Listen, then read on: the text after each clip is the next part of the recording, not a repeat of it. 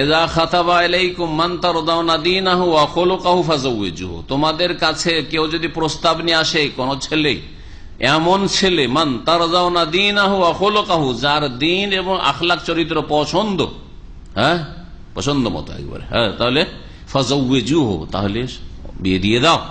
নবী সাল্লাল্লাহু আলাইহি ওয়াসাল্লাম কি বলছেন? তাহলে বিয়ে তোমার মেয়ের বোনের, যার তুমি ওলি হয়েছে, যার আপনি অভিভাবক, আপনার নেতৃত্বে থাকলে তখন, কারণ আপনি তো এর ছাড়া অতিরিক্ত হলে পরামর্শ দেওয়া ছাড়া কোনো ক্ষমতা নেই। বাপ বেঁচে আছে, আপনার বোনের বিয়ে, তাহলে পরামর্শ দেওয়া ছাড়া এর বেশি আপনার কি চলবে না।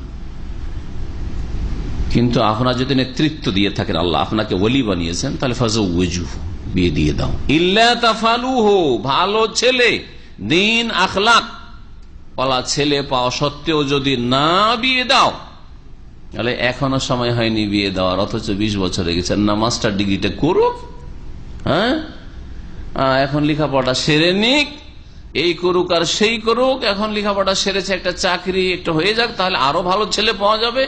এই করতে করতে 22 বছর পার, 25 চলে গেল। ইল্লা তাফআলুহু, যদি বিয়ে না দাও ভালো ছেলে পাওয়া সত্ত্বেও, তাকুন ফিতনাতুন ফিল আরদি ওয়া ফাসাদুন আরিজ, তাহলে পৃথিবীতে ফিতনা, বিশৃঙ্খলা সৃষ্টি হবে, পাপ ছড়িয়ে পড়বে, ফাসাদুন আরিজ, আর চরম মাত্রায় ফাসাদ, বিপর্যয় সৃষ্টি হবে, ফিতনা ফাসাদ সৃষ্টি হয়ে যাবে। ফিতনা ফাসাদ কথাটি অত্যন্ত ব্যাপক।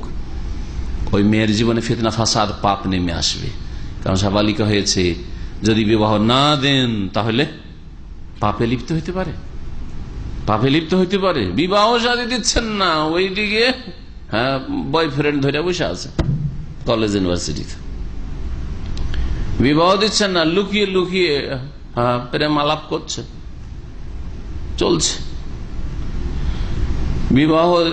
বিবাহ দিলেন না যথাসময়ে, ভালো ছেলে আসলো তখন বলেন না এটা তো গরিব, এটা তো একটু শিক্ষা কম, এটা তো এই দোষ, এটা তো সেই দোষ, এটা তো আমাদের মতো এরকম পরিবার হচ্ছে না, ইত্যাদি এসব অজুহাত না, এখনো সময় তো হয়নি। আর যখন 22-23 হয়ে গেল, তখন আপনার মেয়েকে লোকেরা বলছে 30, আর বিয়ে করতে চাই না, এই এত বেশি বয়স হয়ে গেছে, বিশ্বাসই হয় না যে মেয়ের বয়স 20 হবে 22 হবে, সবাই 15 বিয়ে করতে চায়, বয়স 40। আজকালকার যুবকদের রোগ, বয়স কত?